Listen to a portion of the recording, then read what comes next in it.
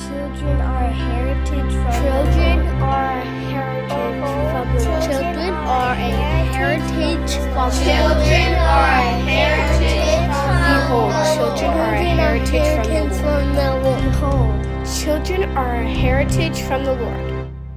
This is the AAMO podcast where we believe that children are a heritage of the Lord. I am Adam Ray Cochran, one of the directors of Abolish Abortion Missouri, and I'm here again for another AMO podcast with our beloved president, Wes Scroggins. How are you doing this evening?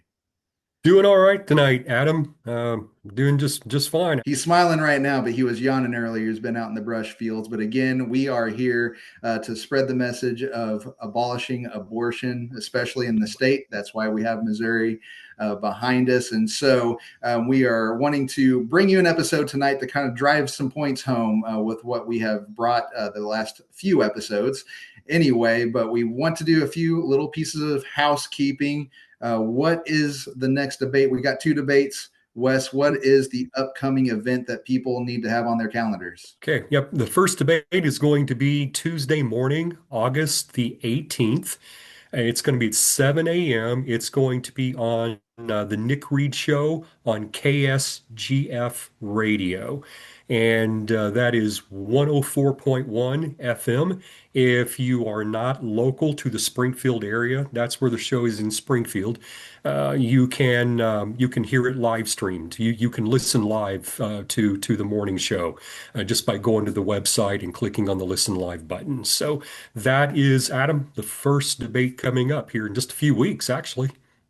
Yes. And that's again, August 18th is going to come right up and put on that. And then also on your calendar, as you see on the screen, again, we still have that Timothy Faber debate on September 25th. So get that on your calendar. We'll talk about it more as that gets closer. But anyway, the big issue here is whenever you're voting yes on 3, as you should understand now, you are voting worldview. And that's what we've been talking about. What's the worldview of Amendment 3? And I'm here to say, Wes is here to say, whenever you vote Amendment 3 on yes on 3, you are adopting and proclaiming and using your fingertips. What's coming out of there is a worldview that contradicts Jesus, that contradicts Scripture, contradicts the gospel. And so, Wes, let's drive some points home tonight. Wes, you have brought to us 4 points: that there is no absolute right and wrong, good and evil is determined by outcomes and consequences, that there is no God-given and inalienable rights, and that people are not created equal. There is different value between groups of people, classes, and people exist who can be legally murdered, and there is no equal justice and equal protection under the law for all people. So, Wes, take us through these points and let's drive this issue home. Yeah, well, I think you said it well. You know, when we're voting for A3, I really think, Adam, we're really voting. We're making a decision, right, as a people about the nature of life, human life, and about the nature of human rights. All right. I think really fundamentally that's what we're doing here. All right. And so what you see on that slide are really, it's the assumptions, right, that underlie the A3. The worldview, so to speak. And so the last couple of videos we've talked about, utilitarian teleological worldview. I think last week, we talked about the nature, the law of nature, and how A3 is really, very kind of consequentialist utilitarian. It rejects the law of nature and the biblical worldview. And so, as you said tonight, in kind of summing this up, maybe in for lack of a better word, a more practical way. I just want our listeners to see this is really what A3 supports. All right, and point number 1 is really the teleological position. Right, there is no absolute truth. Number 2. I think we really, folks, we really need to think about this one. All right. I mean, as Christians and We believe that we're created in the image of God, and our founders, I said this last week, Adam, our founders, basically took, the writings of Locke and said we hold these things to be self-evident. Men are created equal. They're endowed by their creator with certain inalienable rights. And so, Mhm. what we need to recognize here is that A3 basically rejects that notion. There are no inalienable rights. And folks, whenever we can vote, right, we can send to the vote of a vote of the people, whether certain groups of people live or not, whether they have the right to life or we're going to have the right to kill them. Folks, you've rejected the notion of God-given inalienable rights. I mean, you just have. All right. And so then, again, the point number three, we want to keep this short, that all men are not equal. And then the last one, Adam, is as you have mentioned, that we don't then have equal protection, equal justice under the law. And so, real quick, what I want the listeners to consider is how these things flow from one another. All right. So let's take point number one, real quick. If you reject this idea that there is right and wrong, then it's an easy next step, Adam, to reject the concept of God-given inalienable rights because God-given inalienable rights are absolute. They are absolute. And if you reject the notion of absolute right and wrong, the next step is to reject those.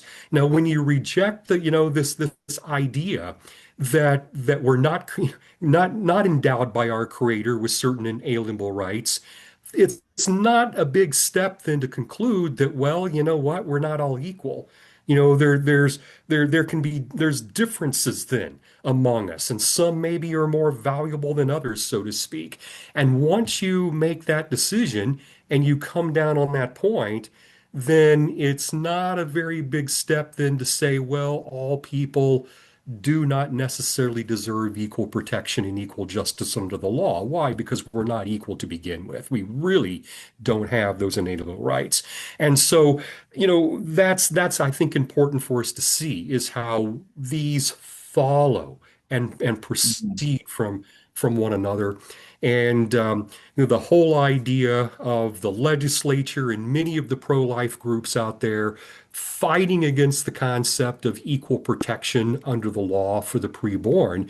And it's oftentimes asked, why do they resist that? If they believe that the preborn are people, if they're humans. Well, folks, look at point number four on the slide and then start backing up. Go from Mhm. point four to point three to point two and to point one. And when Then you really, we actually have to go to point one, right? Because the issue here is they say that the ends justify the means. This is the consequential exactly. thing that we said, right? Yep, So the ends justify the means, which then what does works out of that? There is no absolute truth. They're saying, well, that's right. we're utilizing absolute truth, so we believe in absolute truth, but we can utilize a worldview that's there is no absolute truth, and then expect an end result that is righteous. That hasn't worked for how many years now? And Yeah, so no, it's again, it's flawed. then That's yeah, a but then flawed you get concept. done fighting that, and then you start begging the government for rights. Again, that rejects inalienable rights because you're begging some higher power that Yep, is not God for those rights. So again, that tells you that progress here, and then at the end of the day, no equal protection, no that's equal correct. protection at all. Which then again, what has been said time and time again is a woman should not be criminalized. So again, a woman is in a special class. There is not equality. There is a Correct. special thing there. So you see how this all works together. And if you reject absolute right and wrong, if you reject the true position of abolition, where we say nothing, no exceptions, no nothing. It's abolition only. We must abolish abortion, and you stick to that. You only support bills for that. You only preach that message. It'll end up in the righteous result. Like we said, we got to fight this righteously. Would that be correct? That's correct. That's correct. And just real quick here, let me say that that I mean, folks, A3, this is what it's built on, right? And these proponents, this is what they're selling us, right? Wanting us to buy into and wanting us to support. We have to realize that A3, number one, it's a huge threat to the liberty and the freedom of us all here in the state of Missouri, right? When you consider those 4 points, it's a huge threat to liberty and freedom. And then secondly, it really is very pro-choice because it basically protects, right, the woman's right to choose in so many circumstances, when it comes to killing babies. So Adam, it's not good for Missouri. We need to vote this down. Exactly. And so, again, just to crystallize this, if you vote yes on 3, you are utilizing the same worldview if you think about it as the pro choice voting no on 3. So let's take the righteous one and vote no on 3 because we do believe in absolute truth. We believe in God given inalienable rights that these children are created in the image of God from fertilization. And before even it hits the baby hits the womb, that's a human being. That is an image bearer of God, and that they are equal with the mother and the father that created them as far as dignity and value, and that they, along with that mother and father, should enjoy protection of equal justice and equal protection under the law. And so if we don't have that, we have to worry about a government that can kill you even if you're born and even if you're 42 years old. Eventually, incrementally, you can get there because that's how incrementalism can work, and it can only work in the wrong direction. So as Wes said, it's bad for Missouri.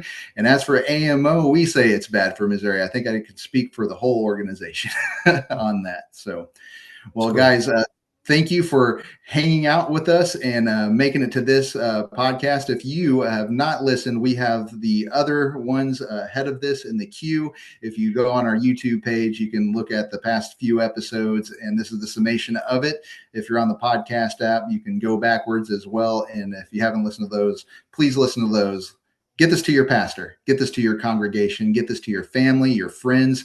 Discuss these matters because it's going to matter November, all right, whenever we're voting no on this thing. So again, if you have any questions, comments, or anything, feel free to go to our website at abolishabortionmo.org. You can email us there. There's also a link to donate as the campaign season heats up, and that money will be used to further the case of abolition here in the state of Missouri. Also sign up for our email list if you haven't yet. Hit subscribe if you're on YouTube and like this channel.